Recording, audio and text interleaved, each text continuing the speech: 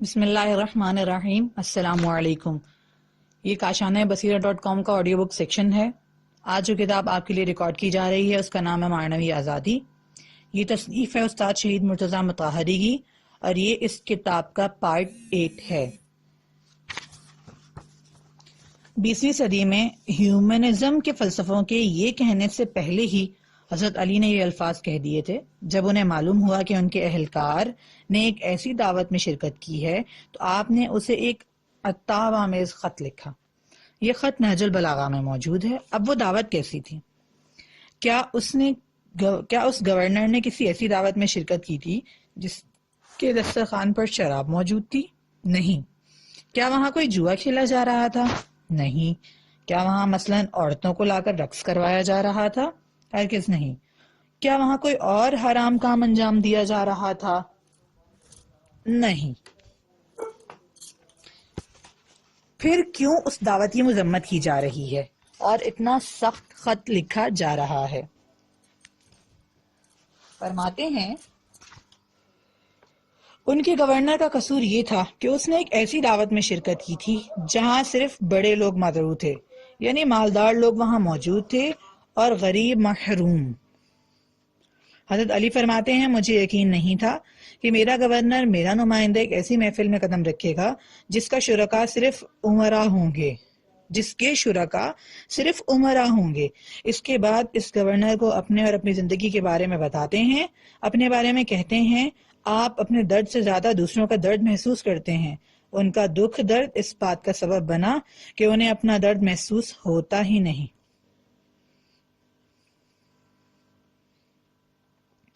امام علی کے کلام سے پتہ چلتا ہے کہ آپ حقیقتاً عالم، دانشور اور حکیم تھے۔ ہم جو حضرت علی کی اس قدر تعریفیں کرتے ہیں اس کی وجہ صرف یہی نہیں کہ آپ علم پیغمبر کا دروازہ تھے۔ نبی اکرم صلی اللہ علیہ وآلہ وسلم نے ارشاد فرمایا میں علم کا شہر ہوں اور علی اس کا دروازہ۔ بلکہ ہم زیادہ تر اس لیے ان کی تعریف کرتے ہیں کہ آپ انسان تھے، انسانیت کا یہ رکن آپ میں موجود تھا۔ آپ محروم انسانوں کے بارے میں سوچتے تھے، غافل نہیں تھے، دوسروں کا دکھ درد محسوس کرتے تھے۔ اسی طرح آپ میں انسانیت کے دوسرے ارکان بھی پائے جاتے تھے۔ نمبر 3، ارادہ۔ ایک دوسرا مکتب کہتا ہے معیار انسانیت ارادہ ہے، وہ ارادہ جو انسان کو خود نفس پر مسلط کر دے۔ بالفاظ دیگر انسان کا خود اپنے اوپر، اپنے نفس پر، اپنے اعصاب پر، اپنی جبلتوں پر اور اپنی نفسانی خواہشات پر تسلط معیار انسانیت ہے۔ یہاں تک کہ انسان سے جو عمل بھی صادر ہو وہ اس کی عقل اور ارادے کے حکم سے ہو، اس کی رغبت اور رجحان کے حکم سے نہیں۔ رغبت اور رجحان اور ارادے کے درمیان فرق ہے۔ انسان میں پائی جانے والی رغبت، اس کا رجحان ایک کشش اور جاذبہ ہوتا ہے۔ یہ بیرونی پہلو رکھتا ہے، یعنی انسان اور اس کے خارجی شے کے درمیان ایک رابطہ ہے جو انسان کو اپنی جانب کھینچتی ہے، ایک ایسے بھوکے آدمی کی طرح جو کھانے کی جانب رغبت رکھتا ہے۔ یہ رغبت ایک کشش ہے جو انسان کو اپنی طرف کھینچتی ہے، یا مثلاً جنسی خواہش ایک کشش ہے، ایک رغبت ہے جو انسان کو اپنی طرف کھینچتی ہے۔ یہاں تک کہ نیند بھی اسی طرح ہے، نیند انسان کو اپنی طرف کھینچتی ہے۔ انسان اس حالت کی جانب کھینچتا چلا جاتا ہے جسے نیند کہتے ہیں۔ جاہ و مقام کی جانب رغبت، عہدے و منصب کی خواہش اور اسی طرح کی دوسری چیزیں انسان کو اپنی طرف کھینچتی ہیں، لیکن ارادے کا تعلق زیادہ تر اندر سے ہے۔ رغبت و رجحان کے برعکس ارادہ انسان کو رغبتوں اور خواہشات کی کشش سے آزاد کرتا ہے، یعنی خواہشات کو انسان کی کنٹرول میں دے دیتا ہے۔ جیسا ارادہ کرتا ہے ویسا کام کرتا ہے، نہ کہ جیسی خواہش ہو ویسا کام۔ ارادے اور فکر کے تابع ہونے اور رغبت و رجحان کے تابع ہونے کے درمیان فرق ہے۔ یہ خواہشات پر کنٹرول کی ایک قسم ہے۔ اگر آپ نے غور کیا ہو تو علماء اخلاق ہمارے اخلاق کے قدیم اساتذہ کا زیادہ تر زور ادارے پر ہی ہوتا ہے۔ ایسا ارادہ جو انسانی رغبتوں اور خواہشات پر حاکم ہو۔ وہ کہتے ہیں انسانیت کا معیار و میزان ارادہ ہے۔ حیوان جبلتوں کے جبر کا تابع موجود ہے جو خواہشات ہی ہوتی ہیں، لیکن انسان وہ موجود ہے جو ارادے اور اختیار کے حکم کے تحت جبلت کے جبر سے آزاد ہو۔ انسان یہ ارادہ کر سکتا ہے کہ اپنی رغبت کے خلاف عمل کرے گا، بس انسان وہ ہے جو اپنے آپ پر مسلط ہو، اور جتنا انسان اپنے آپ پر مسلط ہو اتنا ہی وہ انسانیت سے دور ہے۔ اسلام میں نفس امارہ پر تسلط کے بارے میں بہت زیادہ تاکید کی گئی ہے۔ اس بارے میں ایک چھوٹا سا قصہ ہے، شاید آپ نے سن رکھا ہو، نقل کرتے ہیں۔ لکھتے ہیں کہ پیغمبر اکرم صلی اللہ علیہ وآلہ وسلم مدینہ میں ایک مقام سے گزر رہے تھے جہاں جوانوں کا ایک گروہ ایک بڑے پتھر کو اٹھانے کی زور آزمائی میں مشغول تھا، جیسے ویٹ لفٹنگ کرتے ہیں، تاکہ دیکھیں کہ ان میں سے کون بہتر طریقے سے اسے اٹھا سکتا ہے۔ اس کے لیے بھی دوسرے مقابلوں کی طرح ایک جج کی ضرورت تھی، کیونکہ دو افراد وزن کو قریب قریب یکساں بلندی تک اٹھا لیتے تھے۔ جب پیغمبر اس مقام سے گزرے تو نوجوانوں نے کہا کہ پیغمبر سے بہتر کوئی فیصلہ نہیں کر سکتا۔ انہوں نے کہا، اللہ کے رسول، آپ یہاں ٹھہر کر ہمارے درمیان فیصلہ کیجئے اور بتائیے کہ ہم میں سے کون بہتر انداز سے وزن اٹھاتا ہے۔ حضرت صلی اللہ علیہ وآلہ وسلم نے ان کی فرمائش قبول کی، وہ وزن اٹھانے لگے۔ آخرکار نبی اکرم صلی اللہ علیہ وآلہ وسلم نے ارشاد فرمایا، کیا تم لوگ چاہتے ہو کہ میں تمہیں بتاؤں تم میں سب سے زیادہ طاقتور اور قوی کون ہے؟ لوگوں نے کہا، جی یا رسول اللہ صلی اللہ علیہ وسلم۔ آپ نے فرمایا، سب سے زیادہ طاقتور اور زیادہ قوت والا شخص وہ ہے جب وہ غصے میں آئے تو اس کا غصہ اس پر غالب نہ آئے بلکہ وہ اپنے غصے پر غالب ہو، اور اس کا غصہ اسے وہ راستہ اختیار نہ کرائے جس میں خدا کی رضا نہ ہو، وہ اپنے غصے پر مسلط ہو۔ اگر وہ کسی بات پر خوش ہو تو اس کا یہ خوش ہونا اسے رضائے الہی کے خلاف کسی طرف نہ لے جائے، اور وہ اپنی رضا، اپنی رغبت اور اپنی خواہش پر مسلط ہو۔ یعنی پیغمبر نے اس جسمانی زور آزمائی کو فوراً ایک روحانی مقابلے میں تحلیل اور تبدیل کر دیا، اور قوت بازو کے مسئلے کو قوت ارادہ کی حیثیت سے تحلیل کیا۔ فرمایا کہ ہاں، یہ بھی ایک کام ہے، وہ شخص جس کے بازو زیادہ قوی ہوں اس میں زیادہ مردانگی ہے، لیکن مردانگی صرف قوت بازو سے نہیں ہوتی، قوت بازو اس کی ایک چھوٹی سی علامت ہے۔ مردانگی کی بنیاد ارادے کی قوت سے ہے۔ مولانا روم کہتے ہیں، غصے اور نفسانی خواہش کے موقع پر کون مردانگی دکھاتا ہے؟ میں گلی گلی کوچے کوچے ایسے مرد کا متلاشی ہوں۔ ہم جو علی علیہ السلام کو شیر خدا کہتے ہیں، مرد خدا کہتے ہیں، اس کی وجہ یہ ہے کہ آپ دو محاذوں پر ہر ایک سے زیادہ مرد تھے، ایک بیرونی اور ایک اجتماعی محاذ۔ مبادرے کے میدانوں میں جہاں آپ ہر پہلو کو چت کر دیتے تھے، اس سے بھی زیادہ اہم خود اپنے اندر کے محاذ پر کہ آپ خود اپنے اوپر مسلط تھے۔ ان کا ارادہ ہر ذاتی رجحان، ہر نفسانی خواہش، ہر سوچ پر حاکم تھا۔ یہ داستان جسے مولانا روم نے اپنی مثنوی میں بیان کیا ہے، مردانگی اور قوت ارادہ کے اعتبار سے کس قدر غیر معمولی ہے۔ کیسی عالی اور لطیف مثال ہے، جس میں ایک 24-25 سالہ جوان اپنے انتہائی طاقتور دشمن کو پھچاڑ کر اپنے سینے پر بیٹھ جاتا ہے۔ جو ہی اس کا سر تن سے جدا کرنا چاہتا ہے، وہ علی کے رخ مبارک پر تھوک دیتا ہے۔ قدرتی بات ہے کہ علی طیش میں آ جاتے ہیں اور اس کا سر کاٹنے سے عارضی طور پر ہاتھ روک لیتے ہیں، چند لہجہ ٹہلتے ہیں اور اس کے بعد پلٹتے ہیں۔ دشمن پوچھتا ہے، آپ نے مجھے چھوڑ کیوں دیا تھا؟ فرمایا، اس لیے کہ اگر اس حال میں تیرا سر کاٹ لیتا تو ایسا اپنے غصے کے زیر اثر کرتا، اپنے فریضے کی ادائیگی کی خاطر، اپنے مقصد اور خدا کی راہ میں نہیں۔ انسان کو اپنے آپ پر، اپنے اعصاب پر، اپنے غصے پر اور اپنی مرضی پر مسلط ہونا چاہیے۔ یہ بھی انسانیت کے لیے ایک معیار اور ایک نظر ہے۔ ایک دو معیار اور آپ کی خدمت میں عرض کر کے اپنے عرائض ختم کریں گے۔ نمبر 4، آزادی۔ انسان کی انسانیت کے لیے ایک اور معیار آزادی ہے۔ اس سے کیا مراد ہے؟ اس سے مراد یہ ہے کہ انسان اس قدر انسان ہے جس قدر وہ جبر قبول نہ کرے، کسی طاقت کا محکوم اور اسیر نہ ہو، خود آزادی کے ساتھ ہر چیز کا انتخاب کرے۔ آپ جانتے ہیں کہ جدید مکاتیب میں انسانیت کے معیارات میں سے ایک معیار کے طور پر آزادی پر بہت زور دیا جاتا ہے، یعنی جس قدر انسان آزاد زندگی گزار سکے گا اسی قدر وہ انسان ہے۔ پس آزادی معیار انسانیت ہے۔ اس نظریے کے متعلق کیا خیال ہے؟ یہ نظریہ درست ہے بھی یا نہیں؟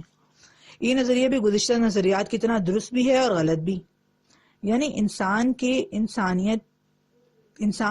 انسانیت کے ایک جز کے طور پر درست ہے، لیکن انسانیت کا پورا معیار ہی یہ ہو تو اس لحاظ سے یہ درست نہیں ہے۔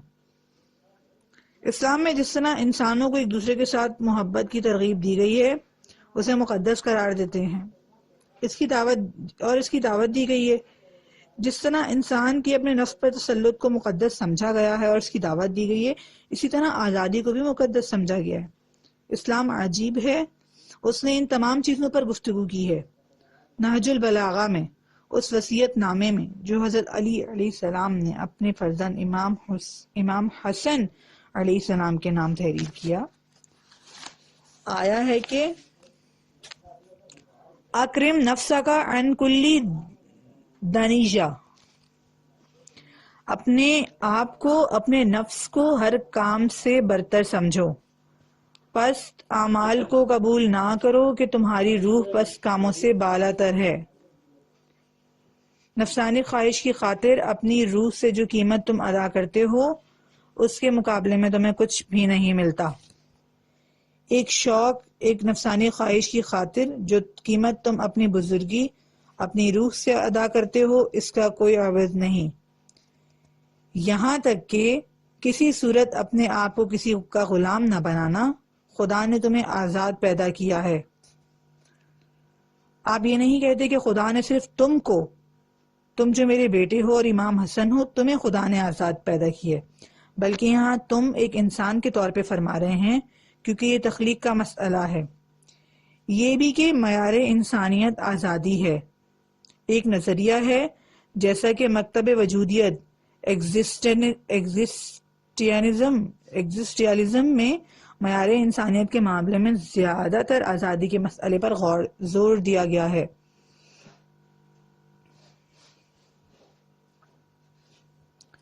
نمبر 5، فریضہ اور ذمہ داری۔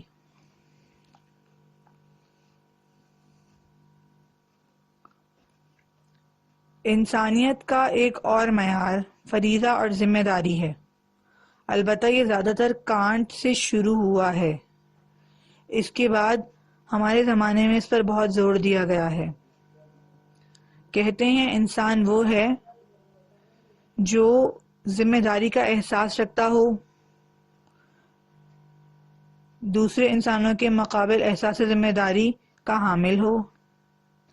غلط فہمی نہ ہو جائے، یہ محبت کے علاوہ ہے، اپنے سماج کے، حتیٰ کہ خود اپنے گھرانے کے حوالے سے ذمہ داری کا احساس رکھتا ہو۔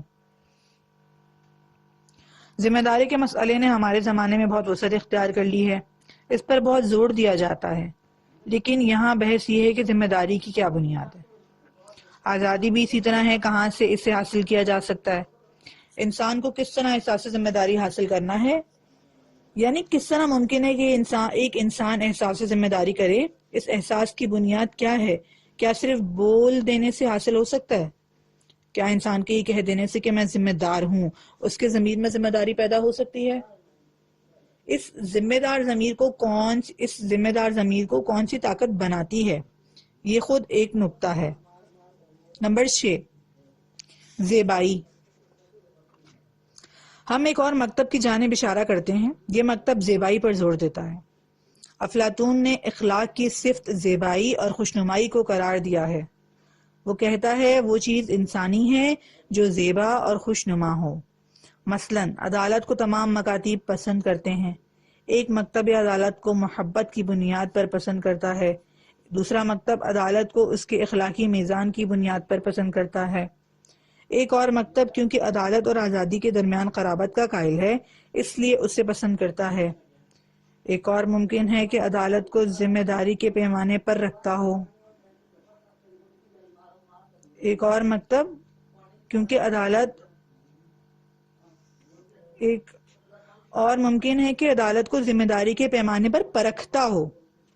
افلاطون عدالت کو خوشنمائی کی عینک سے دیکھتا ہے، کہتا ہے عدالت جو ایک اچھی چیز ہے، خواہ ایک فرد میں پائی جانے والی اخلاقی عدالت ہو، خواہ معاشرے میں پائی جانے والی اجتماعی عدالت، تو یہ اس وجہ سے اچھی ہے کہ یہ توازن کی بنیاد ہوتی ہے اور زیبائی و خوشنمائی پیدا کرتی ہے۔ ایک ایسا معاشرہ جس میں عدالت ہو وہ خوشنما اور خوبصورت ہوتا ہے۔ یہ انسان میں پائی جانے والی خوبصورت پسندی کی حس ہے جس نے اسے عدالت پسند بنایا ہے۔ انسان اگر انسان بننا چاہے، انسانی خصلتوں تک پہنچنا چاہے، تو اسے اپنے اندر حس زیبائی کو تقویت پہنچانی ہے۔ البتہ اس کی جڑ زیبائی ہے۔ البتہ افلاطون اس جانب متوجہ تھا کہ معنوی زیبائیاں انسانی زیبائیاں ہیں۔ یہ بھی ایک مکتب ہے۔ آئندہ نشست میں ہم ان مکاتیب کے بارے میں کچھ اظہار خیال کریں گے تاکہ یہ بھی دیکھیں کہ کیا کہا جا سکتا ہے، ان میں معیار انسانیت کون سا ہے، وہ حیاتیاتی بات جسے ہم نے دیکھا کہ درست نہیں ہے۔ حیاتیات کے معیار کے مطابق انسانیت کی تعمیر نہیں ہو سکتی۔ دیکھیں گے کہ فلسفی، اخلاقی اور مذہبی معیارات کے بارے میں کیا کہا جا سکتا ہے اور اسلام اس بارے میں کیا کہتا ہے۔ وصلی اللہ علی محمد وصلی اللہ علیہ وسلم۔ مکتب انسانیت۔ موضوع گفتگو مکتب انسانیت ہے۔ انسان ہماری اس دنیا کا وہ واحد وجود ہے جو جستجو اور تحقیق کرتا ہے۔ وہ خود ہمیشہ اپنا موضوع بحث اور عنوان تحقیق رہا ہے۔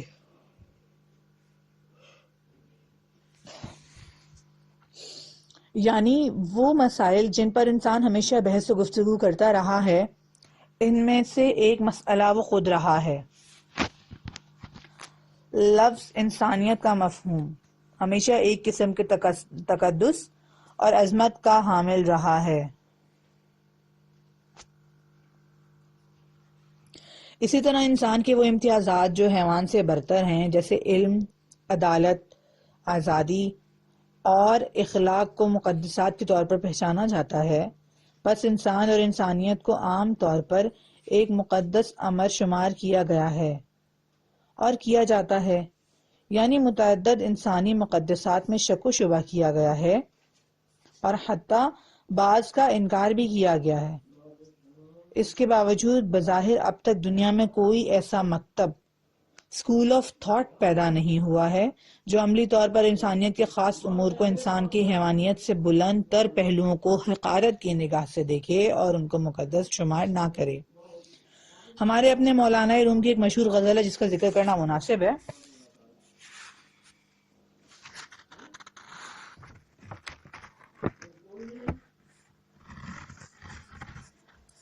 اپنا چہرہ دکھا دے کہ میری آرزو باغ و گلستان ہے، اپنے لب کھول دے کہ میری آرزو شیرینی کا حصول ہے۔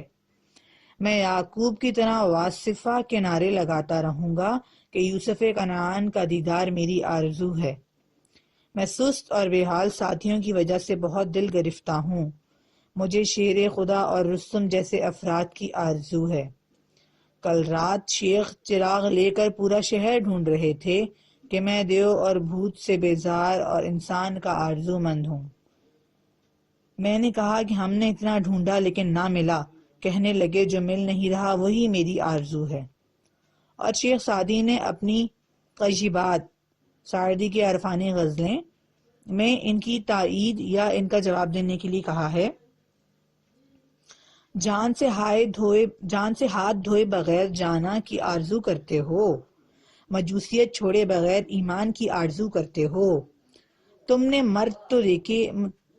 مرد دیکھے تو ہیں لیکن کبھی مردانگی نہیں دکھائی، پھر تم مردوں کے دسترخوان کی آرزو کرتے ہو، فرعون کی طرح انا الحق کا نعرہ لگاتے ہو، اس کے باوجود موسیٰ کے قرب کی تمنا کرتے ہو۔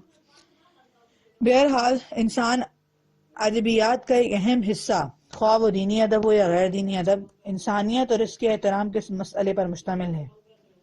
بطور خاص جب اسلامی ادب سے ہم واقفیت رکھتے ہیں، خواہ وہ عربی میں ہو یا فارسی میں، اس میں اس حوالے سے بہت سی باتیں موجود ہیں۔ حالیہ صدیوں میں انسانیت کا زوال۔ حالیہ صدیوں میں سائنس کی عظیم ترقی کے ساتھ یکلق انسانیت اپنے اس مقام تقدس سے گر گئی جس کا قدیم انسان اس کے بارے میں قائل تھا۔ ایسی گری کہ کرچی کرچی ہو گئی، کیونکہ جو چیز جتنی بلندی پر ہوگی جب گرے گی تو یہ گرنا اسے اتنا ہی ریزہ ریزہ کر دینے والا ہوگا۔ انسان بالکل نیم خدائی کے مقام تک پہنچ گیا تھا۔ ہماری ادبیات میں انسان کے اس نیم خدائی کا مقام کس قدر ذکر کیا گیا۔ میں گلشن قدسی کا پرندہ ہوں، فراق کی داستان کیسے بیان کروں کہ میں اس دام حوادث میں گھر گیا ہوں۔ دام حوادث یعنی دنیا۔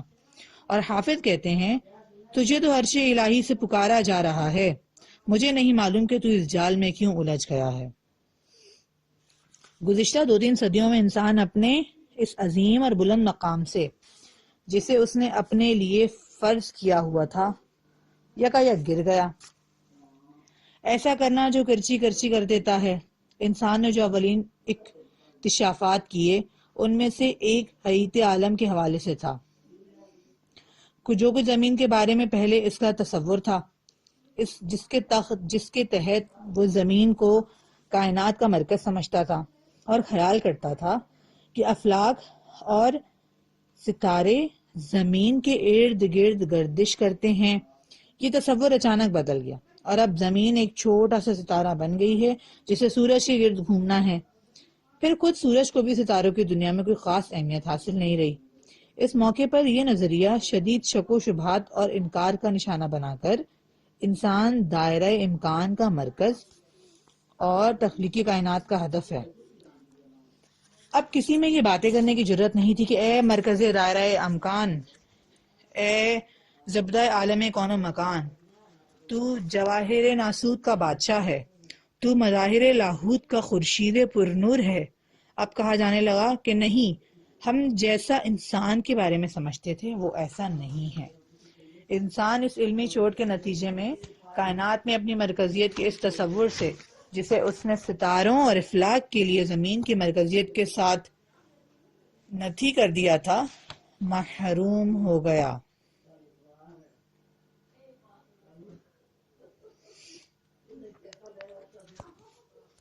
اس کے بعد انسانی پیکر پر مزید انتہائی پارا پارا کر دینے والی ضربیں بھی لگیں۔ ان میں سے ایک یہ تھی کہ انسان اپنے آپ کو ایک تقریباً آسمانی مخلوق سمجھتا تھا، خلیفۃ اللہ سمجھتا تھا، نفحہ الہی سمجھتا تھا، اور اس کا اعتقاد یہ تھا کہ اس کے پیکر میں روح خدا پھونکی گئی ہے جس سے وہ وجود میں آیا ہے۔ انواع میں تبدیلی اور ارتقاء کے مسئلے پر حیاتیاتی تحقیقات نے یکایک انسان کا سلسلہ نسب ان حیوانات کے ساتھ ملا دیا جنہیں انسان بہت پست اور حقیر سمجھتا تھا۔ اس نے کہا، اے انسان، تو بندر کی نسل سے ہے، یا فرض کر کہ بندر کی نسل سے نہیں تو دوسرے جانوروں کی کسی اور حیوان نسل سے ہے۔ مختصر یہ کہ تیری اور حیوانیت کی نسل یکساں ہے۔ اس طرح انسان سے خدائی مولود کا پہلو چھین لیا گیا۔ یہ انسان کے پیکر اور انسان کے تقدس پر پڑنے والی دوسری کاری ضرب تھی۔ انہی انتہائی مؤثر ضربوں میں سے ایک اور انتہائی مؤثر ضرب وہ تھی جو انسان کے بظاہر درخشاں ماضی اور اس کے نامہ عمل اور اس کے افعال پر پڑی۔ یعنی انسان اپنی سرگرمیوں کے ذریعے اس بات کا اظہار کرتا تھا کہ وہ ایسے پاک اور خدائی کام انجام دے سکتا ہے جس میں عشق الہی کے سوا کوئی اور محرک نہ ہو، احسان اور نیکی کے سوا ان کا کوئی اور سبب نہ ہو، وہ کوئی حیوانی اور عامیانہ پہلو نہیں رکھتے۔ اچانک ایسے تصورات سامنے آئے اور ان میں یہ ظاہر کیا جانے لگا کہ نہیں، انسان نے اپنے لیے جس انتہائی مقدس اور پاک و پاکیزہ نامہ عمل کو تیار کیا وہ ایسا نہیں ہے، وہ تمام سرگرمیاں جنہیں انسان نے علم دوستی اور علم طلبی کا نام دیا، آرٹ اور حسن کا نام دیا، اخلاق اور ضمیر کا نام دیا ہے، تسبیح و تقدیس و تعالی کا نام دیا ہے، انہیں ماورائے طبیعت حیثیت دے رکھی ہے، یہ سب اسی قسم کی سرگرمیاں ہیں جو حیوانات سے بھی ظاہر ہوتی ہیں، لیکن انسان میں اس کی شکل اور اس کا میکینزم نسبتاً پیچیدہ ہے۔ اس نے کہا ان سب کا سرچشمہ پیٹ ہے۔ ہمارے سعدی نے بھی کہا مایا عیش آدمی یکم است، شکم است، شکم است۔ دوسروں نے اس سے بڑھ کر کہا نہیں، یہ صرف انسان کا مایا عیش پیٹ ہے، بلکہ انسان کا مایا فکر بھی پیٹ ہے، انسان کا مایا دل بھی پیٹ ہے۔ اور کچھ لوگوں نے تو انسان کے لیے اس مقام کو بھی بہت بڑا اور اونچا سمجھا، لہذا وہ کچھ نیچے آ گئے اور بولے پیٹ سے بھی کچھ نیچے۔ پس شاندار ماضی اور قابل تقدیس و تمجید سرگرمیوں کے اعتبار سے ان ضربوں کے نتیجے میں انسان کی حیثیت خراب ہوئی اور ختم ہو گئی۔ رفتہ رفتہ صورتحال یہ ہوگی کہ کہا جانے لگا کہ آئیے ذرا نئے سرے سے اس مخلوق کا جائزہ لیتے ہیں۔ یہ مخلوق جو ایک دن اپنے آپ کو دنیا کا مرکز اور کائنات اور خلقت کو اپنا تفیلی سمجھتی تھی اور خود کو روح الہی کا ایک نمونہ سمجھا کرتی تھی، یہ مخلوق جو کبھی کبھی اپنے افعال کو غیر معمولی تقدس کا حامل بھی سمجھتی تھی، اپنے بارے میں حیوانی پہلوؤں سے بڑھ کر کی قائل تھی، بنیادی طور پر ہے کیا؟ اس کا پیکر کس چیز سے بنا ہے؟ پھر ایک ایسا مفروضہ سامنے آیا جس کے مطابق اتنے دعوے کرنے والی اس مخلوق اور نباتات حتیٰ کہ جمادات کے درمیان بھی تار و پود کے اعتبار سے کوئی فرق نہیں ہے۔ ہماری بناوٹ اور ہماری شکل اور نظم کے اعتبار سے فرق ضرور ہے، لیکن تار و پود کے اعتبار سے اور اس مادے کے اعتبار سے جو اسے وجود میں لایا ہے کوئی فرق نہیں۔ بالکل کھدر اور فاستونی کپڑے کی طرح۔ فاستونی روسی زبان کا لفظ ہے جو ایران میں اونی یا دھاگے سے بنے کپڑے کے لیے استعمال کیا جاتا ہے۔ فاستونی اور کھدر کپڑے کی طرح جو دونوں ہی بنائے تو سوت سے ہی جاتے ہیں، لیکن کھدر سخت دھاگے اور موٹی بنائی سے بنایا جاتا ہے، جبکہ فاستونی کپڑا نرم دھاگے اور باریک بنائی کے ذریعے تیار کیا جاتا ہے۔ جی ہاں، انسان اور نبات یا جماد کے درمیان ظرافت، بناوٹ اور دوسری بہت سی چیزوں میں فرق ضرور ہے، لیکن اس مادے میں جو انہیں وجود میں لایا ہے کوئی فرق نہیں۔ اب روح اور نفح الہی کا وجود ختم ہو کر رہ گیا ہے۔ انسان دوسری مشینوں کی طرح کی ایک مشین ہے، یعنی مختلف قسم کی مشینوں میں سے ایک مشین ہے، البتہ ایک مشین دوسری مشین سے مختلف ہوتی ہے۔ جو گھڑی آپ کے ہاتھ میں اور میری جیب میں ہے یہ بھی ایک مشین ہے، سائیکل بھی ایک مشین ہے، گاڑی بھی ایک مشین ہے، اپولو بھی جس کے بارے میں کہا جاتا ہے اس میں 30 یا 50 لاکھ پرزے استعمال ہوتے ہیں، وہ بھی ایک مشین ہے، البتہ نسبتاً بہت ہی زیادہ پیچیدہ اور بڑی مشین۔ لیکن اس حوالے سے اس بارے میں کوئی شک و شبہ نہیں کہ یہ بھی دوسری مشینوں کی طرح ایک مشین ہے اور مشینی حیثیت کے علاوہ کوئی اور حیثیت نہیں ہے۔ یوں دکھائی دیتا ہے کہ یہ انسانیت کے پیکر پر پڑنے والی آخری ضرب تھی، لیکن ان سب باتوں کے باوجود بھی انسانی اقدار 100% ختم نہیں ہوئی، سوائے بعض فلسفوں کے اور فلسفی نظاموں کے اندر جنہوں نے صلح، آزادی، معنویت، عدالت اور رحم دلی جیسے مفاہیم کا مذاق اڑایا۔ انسانیت کا دوبارہ ظہور اور پیدا ہونے والے تناقض 19ویں صدی کے وسط سے ہمارے اس زمانے تک ہم 20ویں صدی کے دوسرے نصف میں ہیں اور انسانیت دوبارہ ظہور کر رہی ہے، خود ایک بنیادی مقام حاصل کر رہی ہے۔ ایک بار پھر دنیا میں انسانی مکاتیب کے نام سے حتیٰ انسان پرستی کے صورت میں مکاتیب پیدا ہو رہے ہیں۔ ماضی میں انسان معبود نہیں تھا، ایک بڑی آیت تھا، معنویت کا ایک بہت بڑا دریچہ تھا۔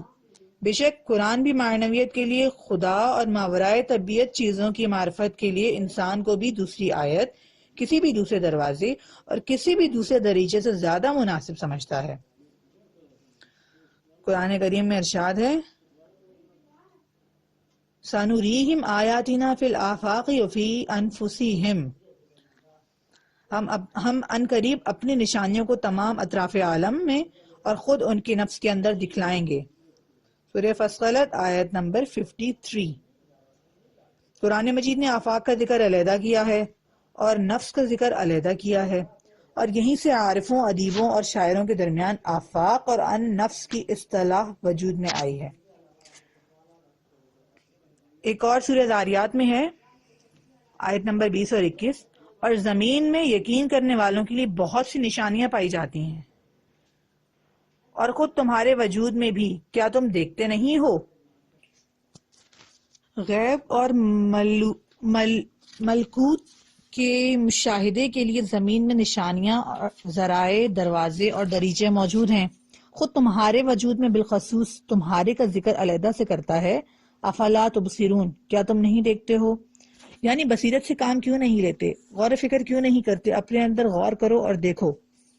یہی موجود جو ماضی میں ایک عظیم آیت اور انسان کے اپنے آپ سے گزر کر الہی معنویت اور غیب اور ملکوت پر ایمان کی جانب جانے کا دروازہ تھا، ایک مرتبہ پھر موضوع بنا، لیکن اس مرتبہ ایک دوسری شکل میں موضوع بنا ہے، ایک ایسی شکل میں کہ محسوس ہوتا ہے اپنے آپ کو تضادات اور تناقضات سے نجات نہیں دے سکا۔ اور اصل مشکل اور اہم مسئلہ یہی ہے، یعنی انسانیت نئے سرے سے اپنے قداست، عظمت اور عزت کا حصول چاہتی ہے، اور وہ بھی اس طرح سے کہ وہ ہدف اور مقصد بن جائے، تمام سرگرمیوں کی غرض و غایت بن جائے، لیکن گزشتہ معیارات کو درمیان میں لائے بغیر، اسے خدائی اور نا خدائی پہلو دیے بغیر مسئلہ هو الذی خلق لکم ما فی الارض جمیعا، وہ خدا ہے جس نے جو کوئی زمین میں پیدا کیا سب تمہارے لیے پیدا کیا ہے، کو درمیان میں لائے بغیر، بنا اس کے کہ نفخت فیہ من روحی کا مسئلہ درمیان میں آئے بغیر، کہ خدا نے اپنی روح، یعنی ایک چیز جس کا تعلق اس دنیا سے نہیں ہے بلکہ وہ دوسری دنیا سے متعلق ہے، اس میں پھونکی ہے۔ یعنی وہ الوہیت کا ایک مظہر ہے۔ نہیں، اب پھر یہ باتیں درمیان میں نہ آئیں، یہاں تک کہ محرکات کے دوسرے پہلوؤں، اندرونی محرکات اور انسان کے محرک کے بارے میں بھی کوئی بات نہ کی جائے، لیکن اس کے باوجود انسان اور انسان کا شعور مقدس اور محترم امور ہیں۔ آج بھی آپ دیکھتے ہیں کہ کوئی شخص کسی بھی مکتب کا ماننے والا ہو، وہ کہتا ہے میں صلح کا حامی ہوں، آزادی کا طرفدار ہوں، انسان دوست ہوں، عدل و انصاف کا حامی ہوں، حق کا طرفدار ہوں، انسانی حقوق کا طرفدار ہوں، یہاں تک کہ انسانی حقوق کے چارٹر کا آغاز اس عبارت سے ہوتا ہے انسان کی ذاتی حیثیت کا احترام، یعنی چاہتے ہیں کہ انسان کے لیے ایک ذاتی قابل احترام اور لائق تقدیس حیثیت کے قائل ہو جائیں، جس کے بعد تعلیم و تربیت اس بنیاد پر ہو، اس طرح سے ہو کہ میں آپ کو ایک قابل احترام اور لائق تقدیس ذاتی حیثیت کا حامل سمجھوں، تاکہ آپ کی ذاتی قداست پر ایمان رکھ سکوں، اور آپ کے حقوق پر تجاوز کی طاقت رکھنے کے باوجود اس ایمان کی وجہ سے ایسا نہ کروں، اور آپ بھی میرے وجود میں ایسے ہی ذاتی تقدس پر ایمان رکھیں اور میرے حقوق پر تجاوز کی قدرت رکھنے کے باوجود اس ذاتی تقدس پر آپ کا ایمان اس بات کا باعث بنے کہ آپ میرے حقوق پر، میری آزادی پر تجاوز نہ کریں۔ بہت سے لوگ جو انسان دوستی کے فلسفے کے خواہاں ہیں، وہ گزشتہ معیارات کی بنیاد سے ہٹ کر کوئی فیصلہ چاہتے ہیں، اس کے باوجود اسی مقام پر وہ اہم اور بنیادی اعتراض سامنے آتا ہے، اور زندگی میں بلکہ آج کے انسان کی فکر اور منطق میں ایک بڑا تناقض وجود میں آتا ہے، ایک ایسی منطق جو کبھی بھی بنیاد حاصل نہیں کر سکتی۔ صلح کل، میں نہیں سمجھتا کہ دنیا کے محقق لوگوں میں سے کوئی بھی ایسا ہوگا جو انسان دوستی کی تشریح اس مفہوم میں کرتا ہوگا جسے صلح کل کہا جاتا ہے۔ صلح کل